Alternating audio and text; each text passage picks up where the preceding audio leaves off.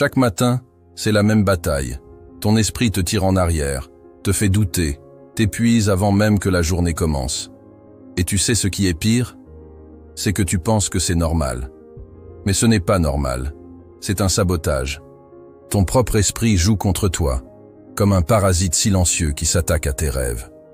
Chaque excuse que tu acceptes, chaque peur que tu tolères, ce sont des chaînes que tu renforces. Mais aujourd'hui, ça s'arrête. Aujourd'hui, je vais te montrer comment reprendre le contrôle. Pas avec des phrases toutes faites ou des conseils banals. Non.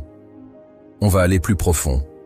On va déterrer ce qui te retient et brûler ce qui n'a plus sa place dans ta vie.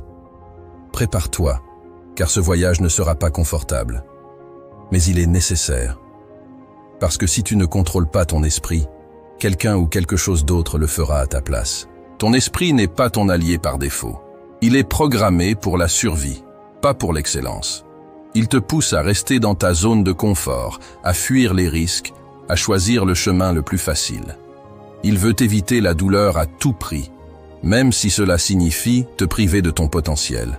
Chaque peur, chaque doute, chaque excuse que tu as adoptée est une arme que ton esprit utilise contre toi.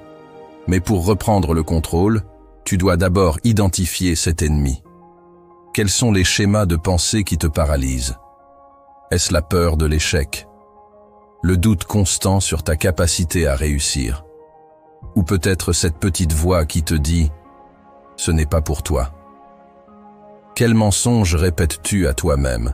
Des phrases comme « je n'ai pas le talent » ou « je n'ai pas les ressources ».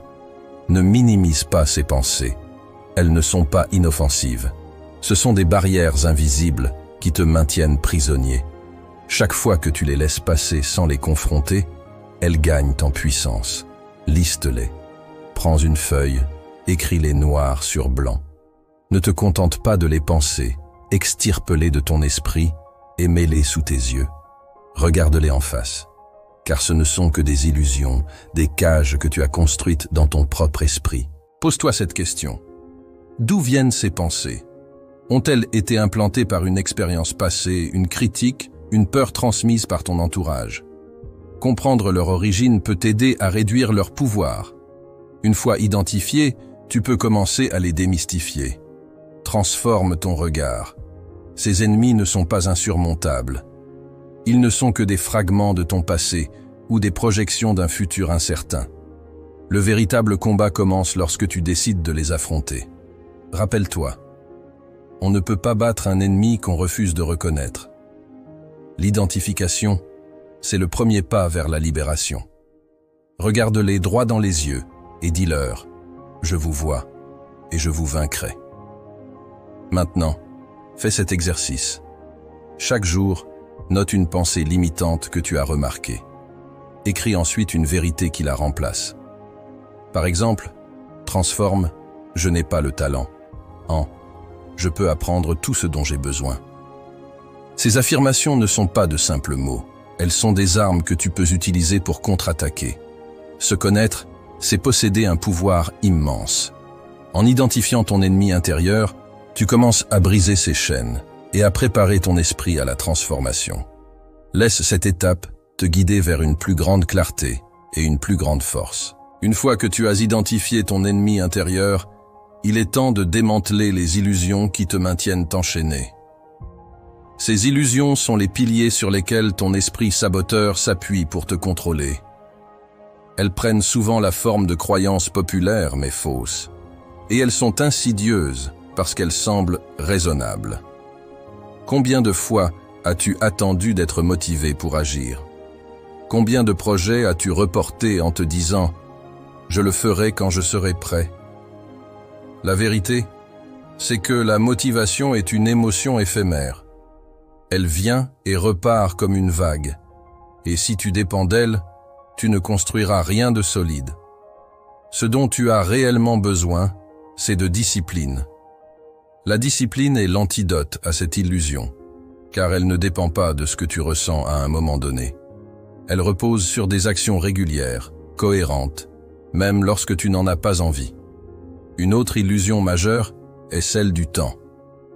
Tu te dis peut-être « Je n'ai pas le temps de me lancer dans ce projet, ou « je suis trop occupé ». En réalité, tu n'as pas un problème de temps, mais de priorité. Regarde comment tu passes tes journées.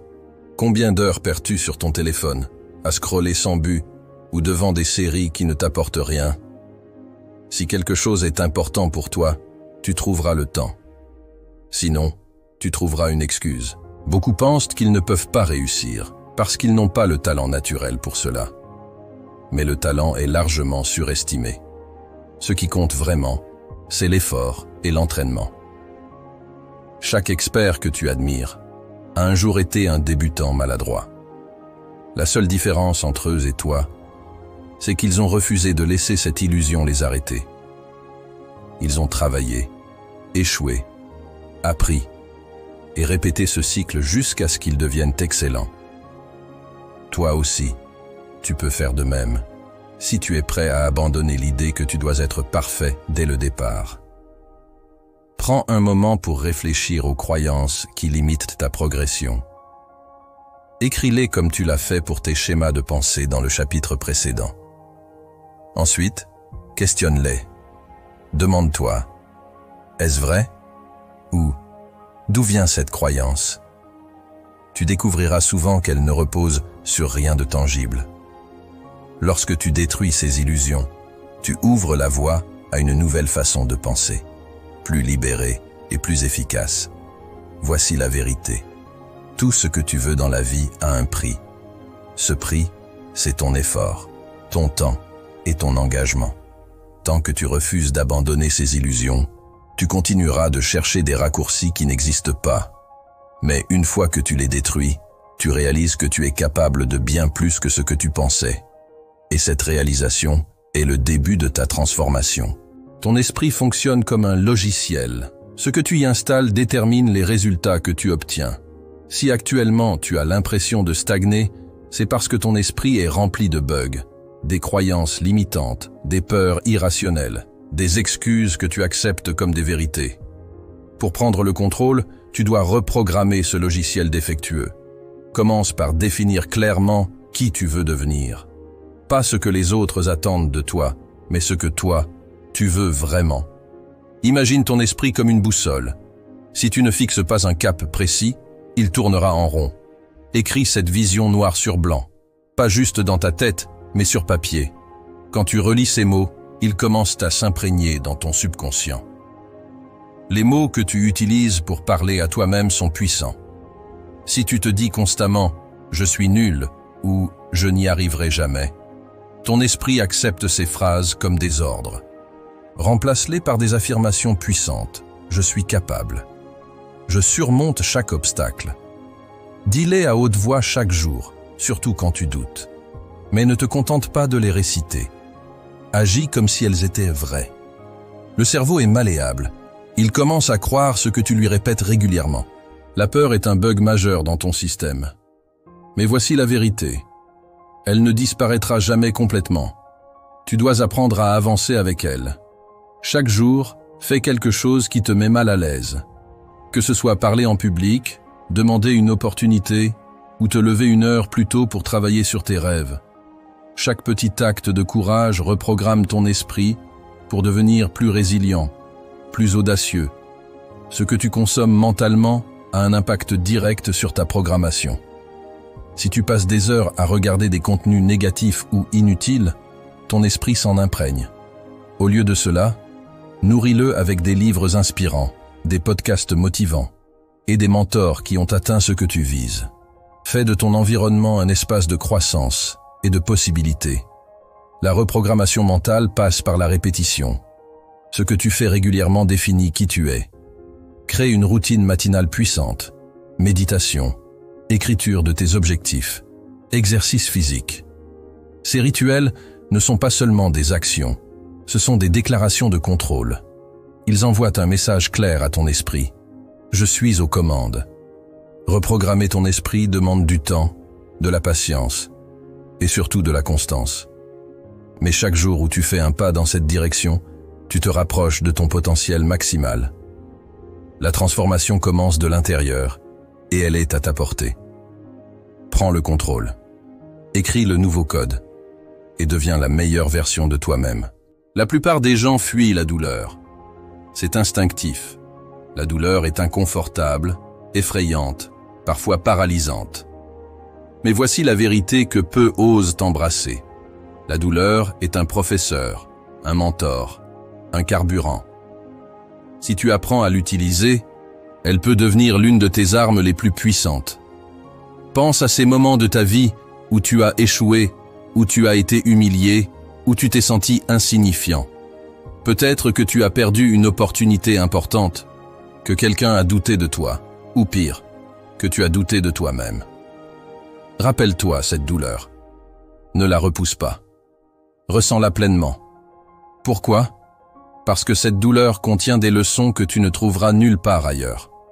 Chaque fois que tu veux abandonner, que ton esprit cherche des excuses pour ne pas avancer, replonge dans cette douleur. Dis-toi, plus jamais. Fais-en un rappel constant de pourquoi tu te bats, pourquoi tu te lèves chaque matin, pourquoi tu refuses de rester le même. La douleur, lorsqu'elle est utilisée correctement, peut devenir une source inépuisable de motivation. Mais n'utilise pas seulement ta propre douleur. Observe le monde autour de toi. Les souffrances des autres, les injustices, les défis auxquels les gens font face, tout cela peut alimenter ton feu intérieur. Transforme cette empathie en action. Dis-toi, je vais réussir, non seulement pour moi, mais pour tous ceux qui croient en moi, pour tous ceux que je peux inspirer. Finalement, comprends que la douleur est temporaire. Elle est là pour te façonner, pour te renforcer, pour te préparer à affronter des défis encore plus grands. Accueille-la, apprends d'elle, et utilise-la comme carburant pour atteindre des sommets que tu n'aurais jamais cru possibles. Contrôler ton esprit, c'est déclarer une guerre intérieure. Chaque jour, ton esprit essaiera de reprendre le dessus. Il te dira que tu es fatigué, que tu as fait assez, que tu peux te reposer. Ce sont des mensonges. Ton esprit déteste l'effort. Il cherche constamment à te ramener vers la facilité, mais c'est précisément là que tu dois te dresser contre lui. La guerre intérieure commence avec des rituels. Une routine matinale inébranlable est ton arme principale. Réveille-toi chaque jour à la même heure, même quand tu n'en as pas envie.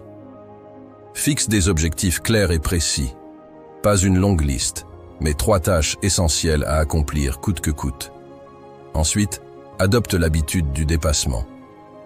Chaque jour, fais plus que ce qui est attendu. Si tu as décidé de courir 5 km, cours en 6. Si tu dois travailler 2 heures sur un projet, ajoute 30 minutes de plus. Ce supplément d'effort, jour après jour, te distinguera des 99% qui se contentent du minimum. Mais surtout, arme-toi de résilience. La guerre intérieure n'est jamais terminée. Il y aura des jours où tu tomberas, où tu échoueras. C'est normal. Ce qui compte, c'est de te relever à chaque fois. De te rappeler que chaque bataille perdue fait partie d'une guerre plus grande que tu es destiné à gagner. Enfin, entoure-toi de discipline mentale. Apprends à méditer pour calmer le chaos intérieur. Réduis les distractions numériques qui volent ton attention. Et rappelle-toi chaque jour pourquoi tu te bats. Cette vision, cette flamme intérieure, est ta plus grande arme. Tout commence par ton esprit. Si tu le maîtrises, tu maîtrises ta vie. Chaque peur, chaque doute, chaque obstacle peut être transformé en tremplin. Mais personne ne le fera pour toi. C'est toi contre toi-même. Et si tu es prêt à combattre, à détruire ce qui te limite et à reconstruire ce qui te libère, alors tu deviendras invincible. Le contrôle de ton esprit est la clé. Prends-la et forge ta destinée.